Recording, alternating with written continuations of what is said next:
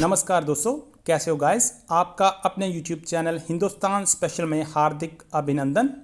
आपको पता है दोस्तों, 4 अगस्त की शाम को लेबनान की कैपिटल बैरूत में ऐसा विस्फोट हुआ जिसने पूरे शहर को खंडर में तब्दील कर दिया। बैरूत की बंदरगाह पर हुए इस धमाके ने पूरे शहर को मलबे में बदल दिया। अब पाकिस्तान में कराची की बंदरगाह में भी ऐसे कंटेनर्स पड़े हुए हैं जिसमें खतरनाक विस्फोटक हैं। इन कंटेनरों से कराची शहर खतरे में आ सकता है। इस खबर से फिज़ा अकबर खान बहुत सहम गई है और चिल्ला रही है कि अगर हमारे जहां भी ऐसा कोई धमाका हो गया तो हम क्या करेंगे। पाकिस्तानी मीडिया अब ये सवाल उठा रहा है कि अगर हमारे जहां भी बैरूत जैसे हालात बन गए तो क्या हम इसका सामना कर सकते हैं।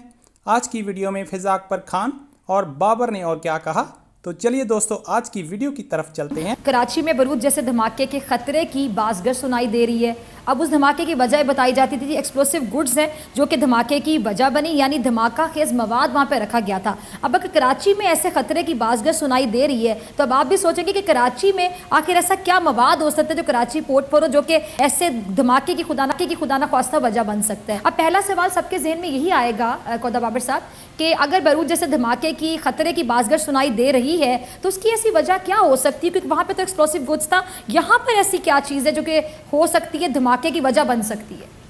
दीदी अस्सलाम वालेकुम जी, बहुत शुक्रिया आपने इस इम्पोर्टेंट मौजू पे मुझे दावत दी। सबसे पहले वजह ये कि 8,000 के करीब हमारे पास कंटेनर्स अनअटेंडेंट पड़े हुए हैं कराची पोर्ट में, और इस बात का इंकशाफ हमारे पास 31 अगस्त को हुआ।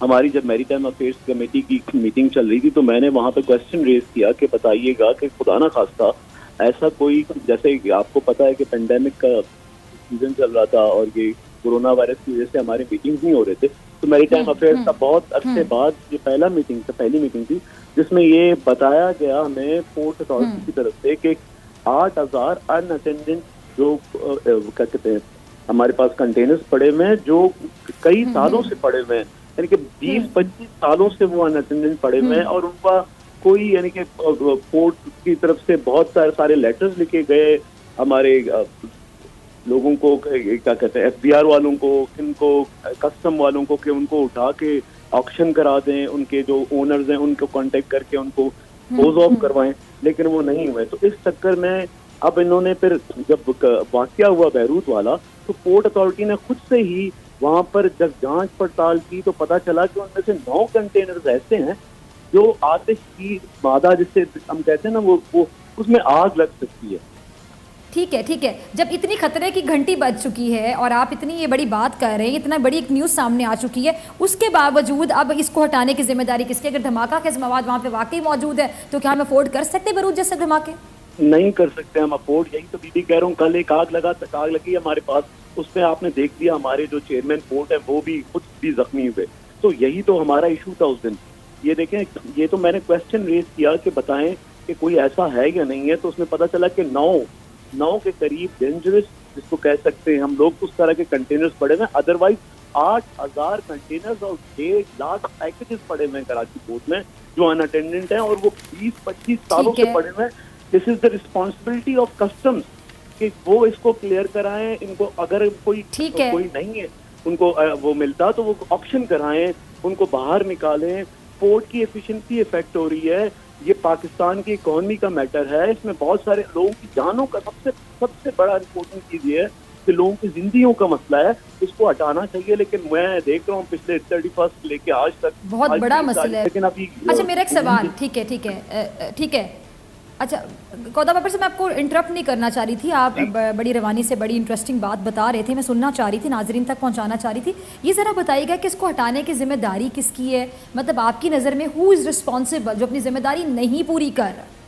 बीबी देखें, कस्टम की जिम्मेदारी होती है, कस्टम के पास पेपर्स आते हैं, कस्टम के पास चीजें ठीक है ना। अब आपने तो ठीक है वो तो क्लियर है, जो कि एक बहुत बड़ा मामला, लोगों की जिंदगी को खतरा है, जिंदगी से बढ़ के कुछ भी नहीं है। तो मुझे बताइएगा कि आपको कैसा रिस्पॉन्स मिला?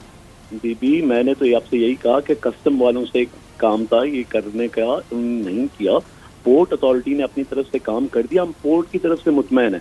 हम अभी आज की डेट में अगर आप मुझसे बात करती हैं तो मैं हुआ ये था कि बैरूत में जब ये धमाके हुए तो सारे पोर्ट वालों को पकड़ के जेल में डाल दिया गया, हालांकि वहां पर भी हो सकता था कि ये 2013 में ये कंटेनर आए थे, वो ब्लास्ट हुए, ये वाकया पेश आया, लेकिन यहाँ पर तो पोर्ट अथॉरिटी तो 200 मैं कह रहा हूँ लेटर लिख चुकी है, उसके बावजूद अगर कस्टम नहीं करती तो कल खुदा न खास्ता ये मसला किसी इंडिविजुअल का नहीं है, ये मसला मुल्क का है। यानी मेरे सारे सवाल बिल्कुल ठीक है ना, आपने इतने तलखी से बोला कि बीबी मैं आपको बता चुका, मेरा सवाल यही था भाई साहब कि आपको रिस्पांस कैसा मिला। अब आप कह रहे हैं ना वो संजीदगी से ले रहे हैं इस मसले को, हालांकि बहुत बड़ा मसला है, यानी आपको मुतमईन नहीं किया गया, आपने आवाज उठाई, हाईलाइट करें इस मसले को। आज हमारे प्रोग्राम में भी हमने आपको इसलिए दावत दी है।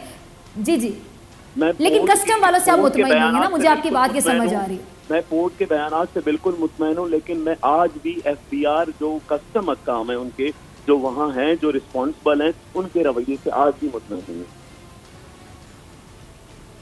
अच्छा, उनके रवैये की आपको क्या समझ आती है? तो एक बहुत बड़ा इशू है भाई, बेरूत जैसे धमाके अगर हो जाते हैं तो उनकी जान को भी खतरा हो सकता है। मुझे बताएं कि इस इशू को संजीदगी से क्यों नहीं लिया गया?